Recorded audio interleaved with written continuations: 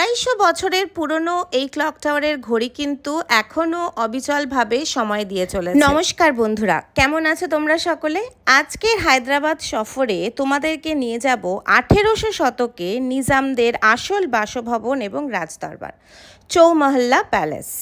চৌমহল্লা শব্দের অর্থ হলো 4টি প্রাসাদ। 1750 সালে নির্মাণ শুরু হয় এবং প্রায় 100 বছর পরে এটি কিন্তু সম্পূর্ণ হয়।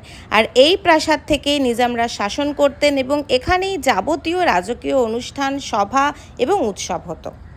প্রথম গেট দিয়ে ঢুকতেই ডান দিকে চোখে পড়বে খিলওয়াত ক্লক। এটা প্রায় 250 বছর ধরে এখনও চলেছে। আর প্রাসাদের ভিতর ঢুকতেই 19টা ক্রিস্টাল শ্যান্ডেলিয়ারে চোখ ধাঁধিয়ে যাওয়ার মতন অবস্থা হবে। প্রাসাদের সবচেয়ে আকর্ষণীয় জায়গা হলো এই খিলওয়াত মুবারক। এখানেই রয়েছে 19টা ঝাড়বাতি, মার্বেল প্ল্যাটফর্ম এবং অসাধারণ সব কারুকার্য।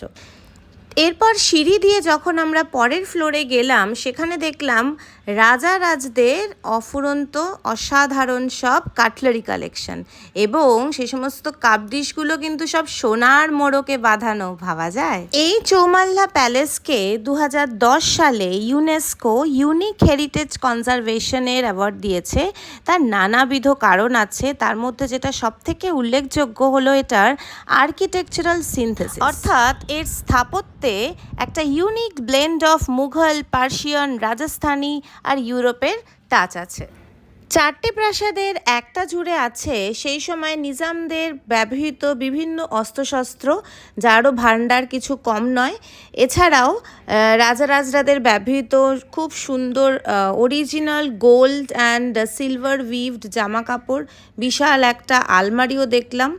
আর রয়েছে ভিনটেজ কার কালেকশন, যার মধ্যে কিনা একটা সিলভার ঘোস্ট রোলস রয়েসও আছে, যেটা 1911 সালে তৈরি এবং 100 বছরে মাত্র 356 মাইল চলেছে।